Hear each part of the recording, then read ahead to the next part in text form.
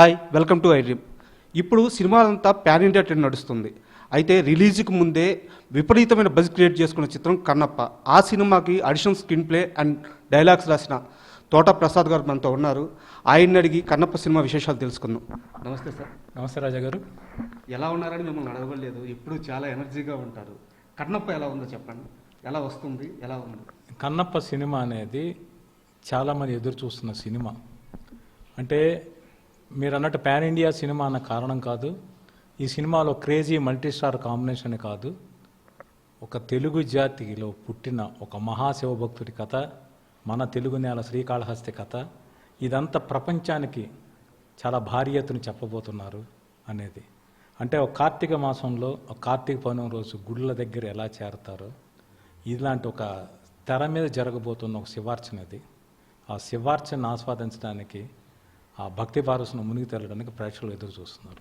Super sir. మనకి పురాణాల్లో చూసుకుంటే 60 మందికి పైగా శివుడికి గొప్ప భక్తులు ఉన్నారని చెప్పి ఒక నెంబర్ చెప్తారు. వాళ్ళలో కన్నప్ప ముందు వరుసలో ఉంటారు. ఇలాంటి ఆయన మీద ఇలాంటి కథ రాస్తున్నప్పుడు అంటే ఆ కథ విషయంలో ఎలాంటి జాగ్రత్తలు తీసుకోవాల్సి వచ్చింది మీరు? అంటే ఇప్పుడు మీరన్నది పెరియ పురాణం, తమిళంలో ఒక పురాణం. అందులో 63 మంది నయనార్లు, అంటే 63 మంది మహాశివభక్తులు. అందులో సామాన్యంగా భక్తులు అంటే కేవలం ఒక కులానికో వర్గానికి చెందినవాళ్ళు కాదు. కన్నప్ప ఒక ఆటవికుడు, ఆటవికు అయిన ఒక వ్యక్తి మహాశివభక్తులు ఒకడయ్యాడు. అలాగే నందనార్ అని ఒక దళితుడు, అతను ఈ 63 నయనార్లలో ఒకడు. అంటే దేవుడి ముందు భక్తిలో కులం భేదాలు లేవని చెప్పడం కోసం ముందు వెలిసిన వాళ్ళు 63 మంది నయనార్లు. అటువంటి వాళ్ళలో ఒక గొప్ప వ్యక్తి కన్నప్ప. ఎందుకు గొప్ప వ్యక్తి అయ్యాడు అంటే, తన కళ్ళు పరమేశ్వరుడికి ఇచ్చాడడం వల్ల మూఢభక్తి కాదు, అది విపరీత ధోరణి కాదు. అంటే అందరూ పరమేశ్వరుడిని నాకు ఇది ఇవ్వు అది ఇవ్వు అని అడుగుతారు. నీకు ఇది కావాలా అని అతని మనసులో బాధ అర్థం చేసుకొని, అది రాయైనా దానికి రక్తం వస్తే తన కళ్ళు దానం చేసిన ఏకైక వ్యక్తి కన్నప్ప. సో అటువంటి ఒక త్యాగమూర్తి కథ, అందువల్ల అతని చరిత్ర నిలిచిపోయింది. దాన్ని ఈ జనరేషన్ చెప్పడం కోసం విష్ణు గారు చేపట్టిన ఒక బృహత్ కార్యం అనండి, మహాసాహసం అనండి కన్నప్ప సినిమా. సార్, ఇప్పుడు మామూలుగా మనకి కన్నప్ప క్యారెక్టర్ చూసుకుంటే పురాణాల్లో ఆయన అర్జునుడి మరో జన్మలో అంతకుముందు అర్జునుడి జన్మలో పుట్టాడని చెప్పేసి, శివుడిని మోక్షం అడిగితే వచ్చే జన్మలో ఇస్తానని చెప్పాడని చెప్పి ఇలా అంతా చాలా కథలు ఉన్నాయన్నమాట. మనకి సినిమాలో ఇదంతా చూపించబోతున్నారు.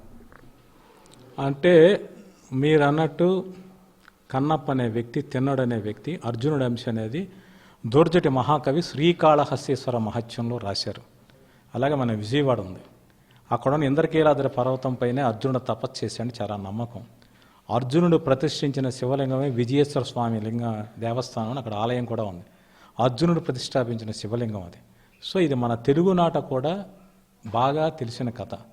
సో ఇలాంటి భక్తి గాథలు, పురాణ గాథలు చెప్పినప్పుడు జనంలో ఏదైతే బాగా నమ్మినవి ఉంటాయో అటువంటి అంశాలు సినిమాలో మిస్ అవ్వవు. అందువల్ల డెఫినెట్గా మీరన్న పాయింట్ కూడా సినిమాలో ఉంటుంది. Super sir. ఇంకో విషయానికి వస్తే సార్, ఇప్పుడు కన్నప్ప అనే అతను నాస్తికుడు ముందుగా, తర్వాత తనకి దేవుడు కళ్ళలో కనిపించి పలానా దగ్గర నా శివలింగం ఉంది దర్శనం చేసుకోమని చెప్పేసి ఇదంతా ఒక డ్రామా ఉంటుంది అనమాట. అదంతా డ్రామా అంతా సినిమాలో, అంటే ఇప్పుడు ఒక హిస్టారికల్ సినిమాని తీసేటప్పుడు స్క్రీన్ ప్లే విషయంలో కానీ కథ విషయంలో కానీ కొంత లిమిటేషన్స్ ఉంటాయి అన్నమాట. సో అలా లిమిటేషన్స్ పెట్టుకొని వెళ్ళాల్సి వచ్చిందా, లేదంటే యాజ్ ఇట్ ఈజ్గా ఆ కథను మేము ఎలాంటి స్పాయిలర్స్ లేకుండా తీస్తున్నామని చెప్తున్నారు? అంటే ఇప్పుడు కన్నప్ప అనే వ్యక్తి ఒక ఆటవికుడు, ఒక కోయ యోధుడు. అతను పరమేశ్వరుడు ఒక అడవి నుంచి ప్రారంభమైన తన ప్రయాణం పరమేశ్వరుడి దగ్గర చేరడం మధ్య రకరకాల దశలు దాటింది. అతనికి ఒక కుటుంబం ఉంది, తల్లిదండ్రులు ఉన్నారు, అతను ప్రేమించిన ప్రియురాలు ఉంది, స్నేహితులు ఉన్నారు, అతను నమ్మిన ప్రజలు ఉన్నారు. వీళ్ళందరితో అతనికి ఉన్న బంధాలు ఏంటి, ఆ బంధాల్లోంచి అతను పరమ దగ్గర చేరడానికి ఎలా సాగింది ప్రయాణం, ఈ సినిమాలో చెప్తున్నాం. మీరు అన్నట్టు ఏంటి అంటే, మనం ముందు వ్యతిరేకంగా దేన్ని కాదనుకుంటామో, మనకు సైన్స్ ఫార్ములా ఉంటుంది, వ్యతిరేక ధృవాలు ఆకర్షించుకుంటాయని. ఇక్కడ అతను పరమేశ్వరుణ్ణి నమ్మకపోవడానికి, నాస్తికుడిగా మారడానికి కూడా సరైన కారణాలు ఉంటాయి. ఈ సినిమాలో ఉన్న ఒక ఇంట్రెస్టింగ్ స్క్రీన్ ప్లేలో ఉన్న ఒక ఇంట్రెస్టింగ్ పాయింటే అది. సో అది మీరు స్క్రీన్ మీదే చూడాలి. సో ఒక నాస్తికుడు ఎలా మారాడు అనే దాని దగ్గర, ఆ ప్రయాణం దగ్గర ఒక సినిమాటిక్ క్రియేటివ్ లిబర్టీ ఉంది. అంటే ఇప్పుడు కన్నప్ప కథ ఆదిశంకరాచార్యులు శివానంద లహరిలో ఒక 2 లైన్లు అతని గురించి ప్రస్తావించారు. పాల్కూరి సోమనాథన్ అని తెలంగాణకు చెందిన మహాకవి. ఎందుకు మహాకవి అంటే మన తెలుగు కవుల నన్నయ్య ఆయన ఆది కవి అయితే తెలుగునాటకి ఈ పాల్కూరి సోమనాథుడు అనే వ్యక్తి కొత్త ప్రయోగం చేసిన వ్యక్తి. అంటే జనం ఏదైతే మాట్లాడుకుంటారో అటువంటి భాషలో అటువంటి పదాలతో చెప్పడానికి ప్రయత్నించిన వ్యక్తి. రగడ ద్విపద కావ్యం అని రాశారు, బసవ పురాణం అని. ఆ బసవ పురాణంలో ఉడుమూరు కన్నప్పని ఈ కథ చెప్పారు. అలాగే 16వ శతాబ్దంలో దూర్జటి శ్రీకాళహస్తీశ్వర మహత్యం రాశాడు. వీటన్నిటిలో కొంతమేరకే విషయాలు ఉన్నాయి, మిగిలింది మన ఊహకి. ఈ కథ చెప్పడానికి ఏ ఎలిమెంట్స్ అవసరం అనే దృష్టిలో ఉంచుకుని క్రియేట్ చేసినవి. సార్ ఇప్పుడు వచ్చేస్తే హిందూ ధర్మం పైన మంచిగా సినిమాలు వస్తున్నాయి. ఇది వరకు ఆ ట్రెండ్ లేదు. ఇప్పుడు మనం రీసెంట్గా చూసుకున్నట్టే చావా కానీ అద్భుతమైన ప్రజాదరణ పొందుతుంది. సో ఇప్పుడు మన మంచు విష్ణు గారు కూడా ఇట్లాంటి ఒక ప్రాజెక్ట్ని భుజానికి ఎత్తుకొని ప్రజలకి ఒక మంచి కథ చెప్పాలని చెప్పి ఆయన భుజస్కంధాల మీద ఈ ప్రాజెక్ట్ వేసుకున్నారు. అయితే కొంచెం సోషల్ మీడియాలో మొదట్లో ఒక రకమైన ట్రోలింగ్ నడిచింది. కానీ ఇప్పుడు అందరికీ కన్నప్ప వాల్యూ గురించి, మన హిందూ ధర్మంలో ఆయన స్థానం గురించి అందరికీ తెలుస్తుంది. ఇప్పుడున్న జనరేషన్కి ఈ సినిమా గొప్పతనం గురించి ఏం చెప్తారు, వాళ్ళకి అర్థమయ్యేలాగా? మీరన్న పాయింట్ ఒకటి చాలా మంచి పాయింట్. చావా సినిమా గురించి ప్రస్తావించారు. ఈ సినిమాలో ఏంటి అంటే కొన్ని చారిత్రక ఆధారాలు ఉన్నాయి. అంటే మన దేశంలో ఉన్న ఈ పంచభూత లింగాలని సొంతం చేసుకోవడానికి కొంతమంది విదేశీ రాజులు ప్రయత్నించారు. వాటికి చారిత్రక ఆధారాలు ఉన్నాయి. అవి కన్నప్ప కాలంలో జరగల, తర్వాత శతాబ్దాల్లో జరిగాయి, నిజంగానే జరిగాయి. బట్ మేము కొంత సినిమాటిక్ లెవెల్స్ ఆ ఇన్సిడెంట్స్ని తీసుకుని కన్నప్ప కాలంలో జరిగినట్టుగా మార్చడం జరిగింది. అంటే ఒక హైందవ ధర్మం ధ్వంసం చేయడానికి విదేశీ దండయాత్రలు కారణం. ఇంకోటి మనలో ఐకమత్యం లేకపోవడం ఇంకో కారణం. ఒక భక్తుడు పరమేశ్వరుడు తనను అర్పించుకోవడమే కాదు, ధర్మాన్ని నిలబెట్టాలంటే తను అర్చనలు కాదు, తన అర్పణలు కాదు, ఆ ధర్మాన్ని కాపాడడానికి పోరాడాలి. అలాంటి ఒక యోధుడు, ఒక ధర్మవీరుడు కన్నప్ప. ఆ అంశం ఈ సినిమాలో చాలా మేజర్ హైలైట్ కాబోతుంది.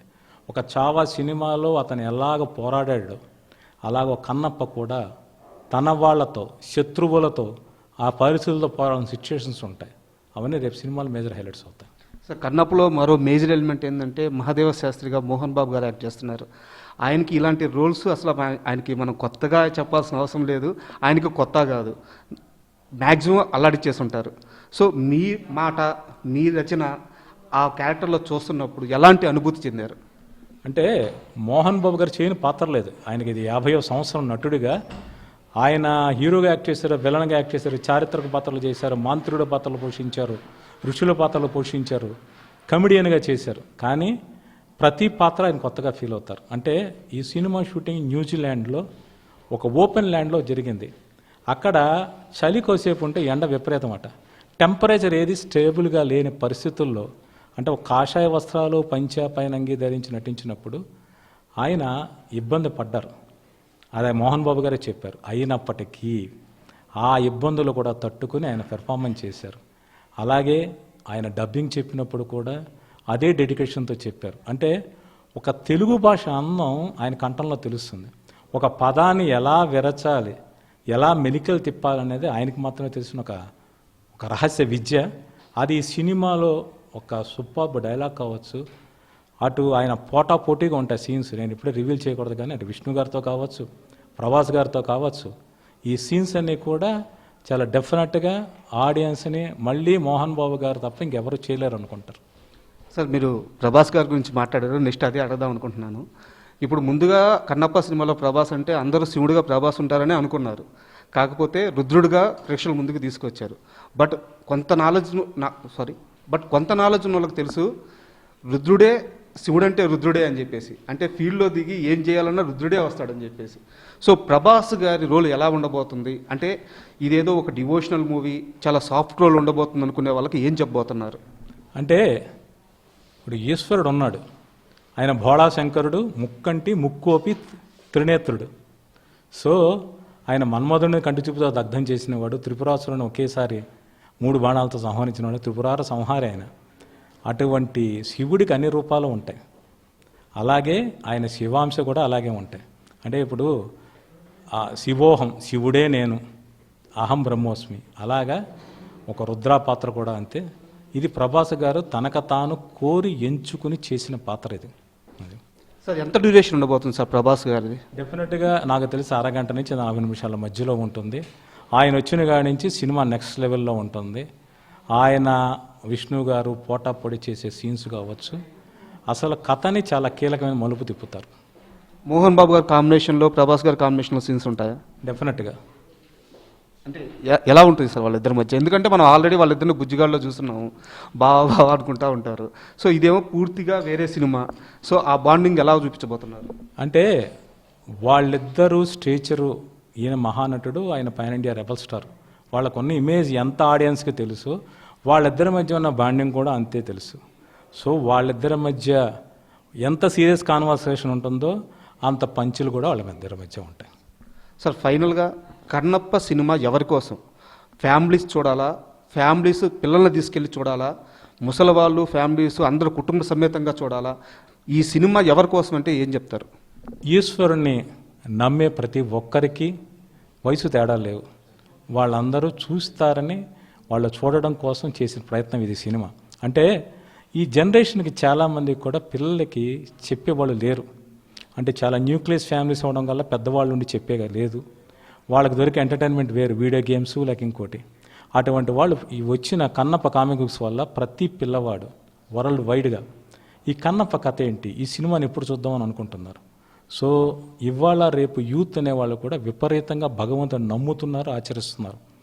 మీరు అన్నట్టు చావా సూపర్ సక్సెస్ అయినా అంతమందికి వచ్చిన మనకు devotion films national wide, Telugu cinema కూడా నేషనల్ వైడ్ ఆడినవి కావచ్చు.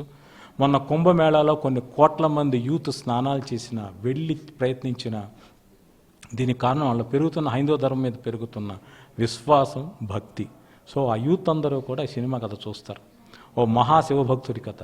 అందరూ శివుడిని అడిగే వాళ్ళే తప్పితే శివుడికి ఇచ్చిన మహాభక్తుడి కథలు తెలుసుకుంటారు. డెఫినెట్గా పిల్లలకి చెప్పాలని చూస్తారు. ఇక దాని ముందు జనరేషన్స్, ఓల్డ్ ఏజ్ వాళ్ళు కూడా మళ్ళీ ఒక్కసారి ఆ కన్నప్ప కథను నెమరేసుకోవడానికి, మరోసారి తెర మీద చూసి పరవహించుకోవడానికి వస్తారు. సో ఈ సినిమాకి ఏజ్ లిమిట్ లేదు. అంటే ఈ 18 ఏళ్ళ వాళ్ళప్పుడు రాకూడదనే నిబంధనలు ఉంటాయి, కానీ ఈ సినిమాకి ఏ ఏజ్ వాళ్ళైనా వస్తారు, ఏ ప్రాంతం వాళ్ళైనా వస్తారు. ఎందుకంటే ఈశ్వరుడు సర్వవ్యాప్తి. అందువల్ల డెఫినెట్గా అందరి కోసం ఈ cinema. Thank you sir, all the best.